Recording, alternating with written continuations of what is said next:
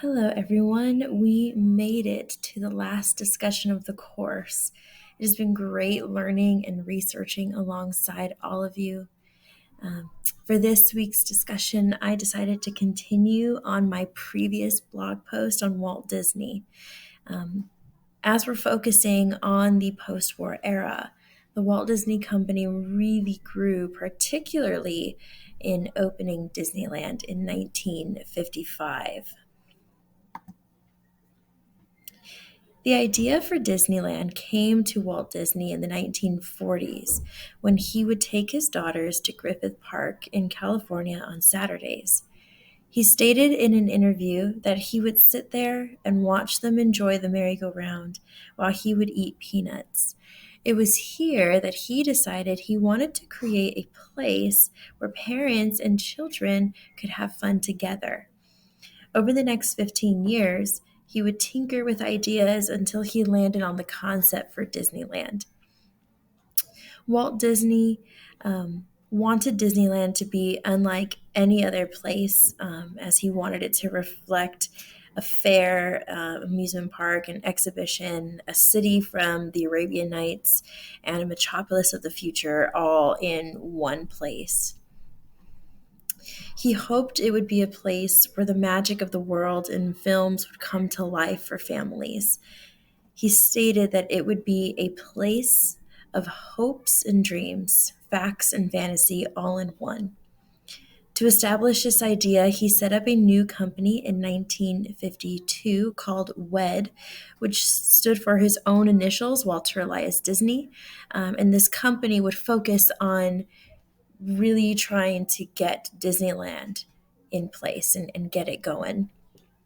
And this was a gamble in the post war era as the economy was just starting to flourish again, and Disney was betting on the hope that families would make enough money and would want to spend that extra money on travel and amusement.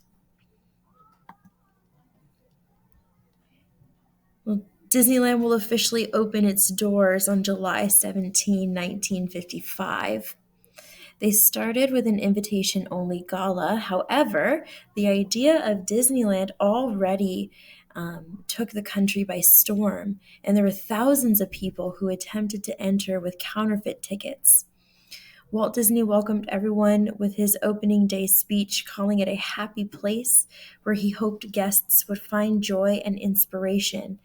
It is dedicated to the idea that dreams and facts created America, and this was shown through its construction of four lands representing fantasy, adventure, the frontier that created the United States, and the future. It tells a history of America as walking into Main Street starts with a quaint square which leads down Main Street, showing a growing town during the early 20th century. And it was a hit. And although there were many trials on opening day, people came flooding to Disneyland for its official opening to the public the following day. People lined up starting at 2 a.m. and had about 15,000 people in line before 10 a.m. There were 30,000 visitors on the first day, and the hope was to host 60,000 guests per day and gross $10 million per year once the park was fully operating. Well, Disney and the Disney Company, I think, really demonstrates the idea of this kind of neoclassical growth as he tried to combine technology and conventional inputs. Now, it wasn't always seamless, and he really wanted to blend the world with magic and fantasy to create something that was tangible and sometimes educational to the public while also allowing their creativity to wander and wonder to flourish. He used technology to build a place that was unlike any other. Um, and as time went on, he would add more to it.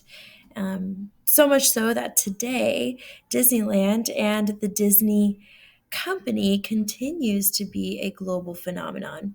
Even after the passing of Walt Disney in 1966, the Disney Company has expanded to 5 cities around the world, building 13 theme parks, 46 hotels and resorts, creating a cruise line, and an exclusive Disney Vacation Club.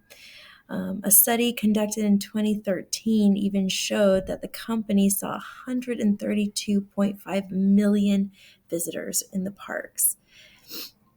Well, thank you so much for taking your time to listen, and I hope you have a wonderful Christmas.